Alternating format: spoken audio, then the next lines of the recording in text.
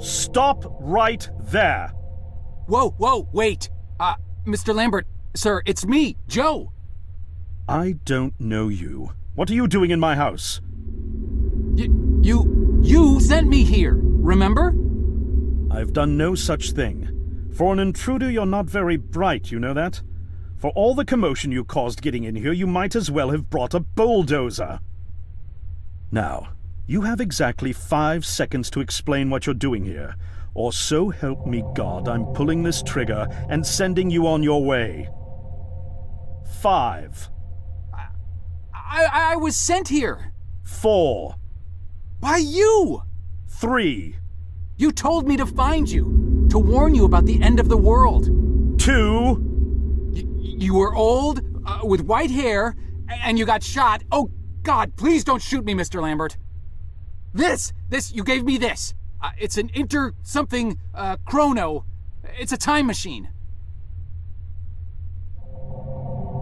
I gave you that? Yes! I've never seen anything like it, but on the back, that's my family signet. I made this? It's simply magnificent.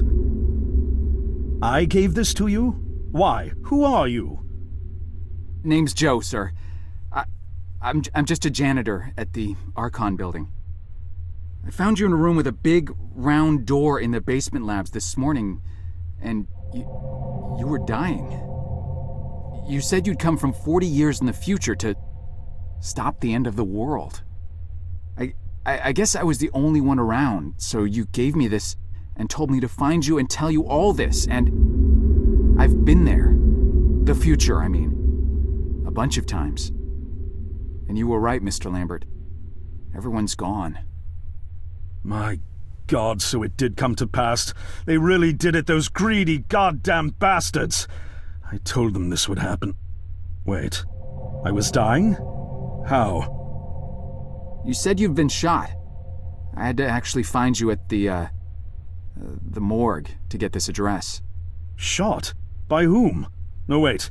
Don't say anything else. You succeeded in finding me, which means anything you tell me from this point on could alter the course of action that brought you to my doorstep. The less I know, the better. So, you've seen the future. What did you see? It's like a bad dream, sir. Everyone's gone. Buildings are coming apart. It's all just quiet. What happened, Mr. Lambert? It is Dr. Lambert. And considering all the effort you just went through to find me, not to mention bearing witness to the horrific outcome of the biggest breakthrough in the history of science, I suppose I owe you some kind of explanation.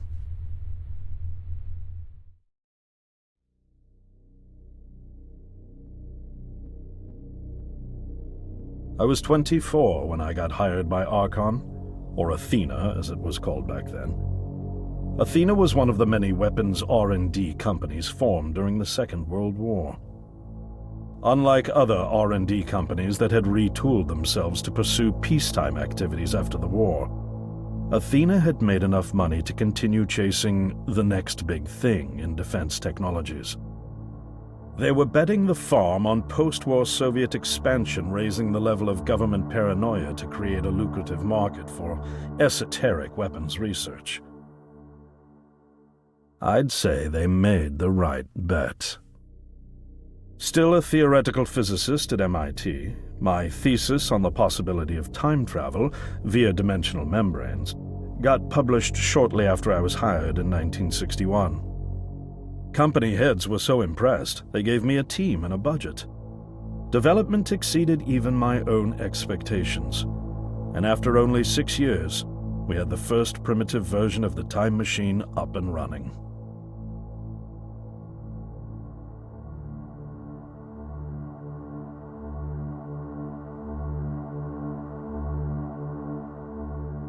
Our first successful trials involved sending simple objects into the future with a timed return.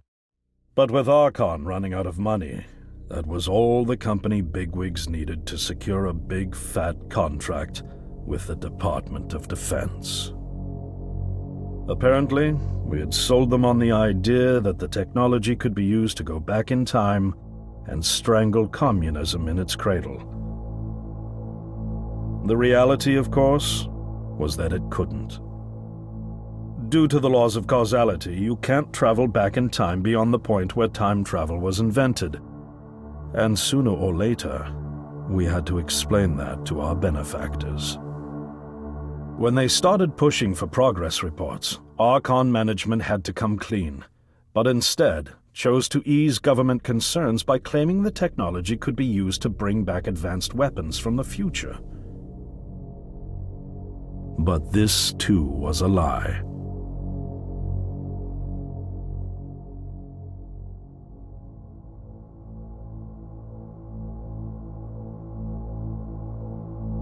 At this point, we'd already had our first of many human trials, and we knew there would be no weapons. In fact, our results were as terrifying as they were baffling. Time pilots returned frenzied and confused, raving about empty streets and human remains.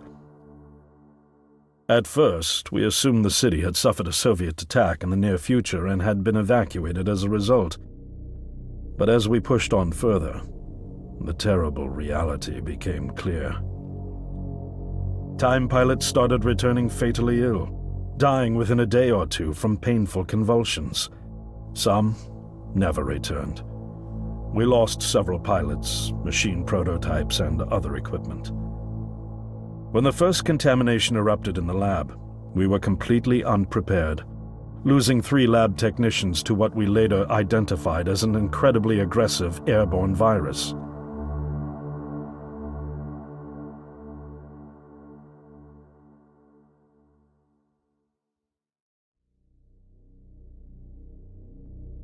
Although we weren't equipped to handle biohazards of this magnitude, management insisted we contain and study it. To keep our pilots and the virus alive long enough to study, we co-opted experimental cryotechnology from another project, Lazarus. and established a makeshift virus lab.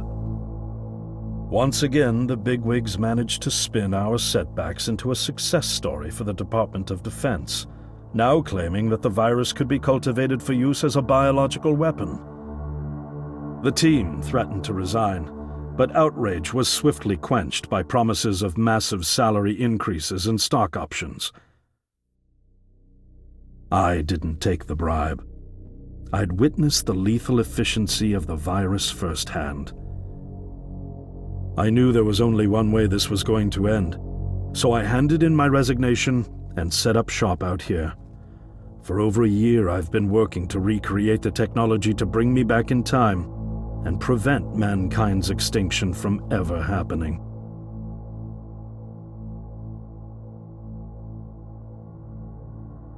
And now you're here, the harbinger of doom at my doorstep, wearing a boiler suit. Who could have imagined that Judgment Day would begin like any other Monday in May? In any case, unfathomable as it may be that you were able to bring this information to me, knowing is only half the battle. Preventing the outbreak will require more than just your tenacity. Me? Wait, what? Yes, I'm afraid I must rely on you one more time. You must go back to Archon and prevent the outbreak. No, that's, I mean, I'm really honored and everything, but... Believe me, you're the last person in the world I want to entrust with this, and I mean that quite literally. But by this time tomorrow, the entire city will have succumbed to chaos, panic, and death. You're here now, and you're all I've got. Wait, but what about you? Can't you fix this, Doc? Don't you have a plan? I can't go myself, because that would break the law of causality. The only reason you are here to warn me now is because I was there to send you. And the only reason I was there to send you is because I was able to bring my work to fruition here. But... We've no time to waste. It's the only way. You told me you found me this morning, correct? Yes, but... That means I failed to stop it, and the outbreak has already begun. The time pilot for today's trial must have brought the virus back from the future, which then somehow got out of the containment chamber and spread. That pilot is Patient Zero. I need you to destroy the supercomputer system controlling the time machine. All the research data is stored there too. You must destroy it before the time machine departs. I'm reconfiguring your device to send you back 1 day earlier. This should allow you ample time to return to Archon and get inside.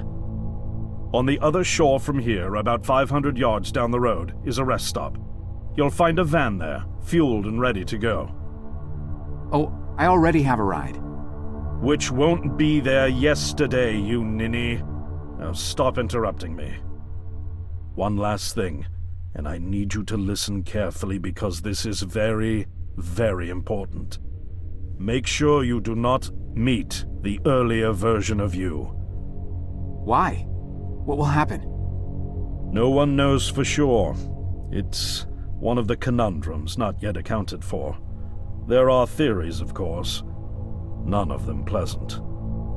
Now, let's get you ready.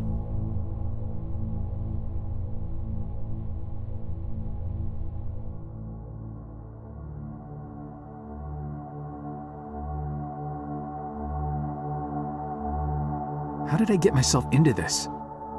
I nearly got killed trying to reach Dr. Lambert thinking he had a plan. And it turns out it's me. I'm the plan. At least I don't have to walk back. This van's not as cool as the ambulance, but it has its charm. And it sure was nice of him to pack me lunch. I wish he'd packed me a can opener for the beans, though. And some gas for the Bunsen burner. But I'm sure I'll think of something. I've got several hours of driving ahead of me after all. It'll be almost morning before I get to Archon. I just hope I have enough time.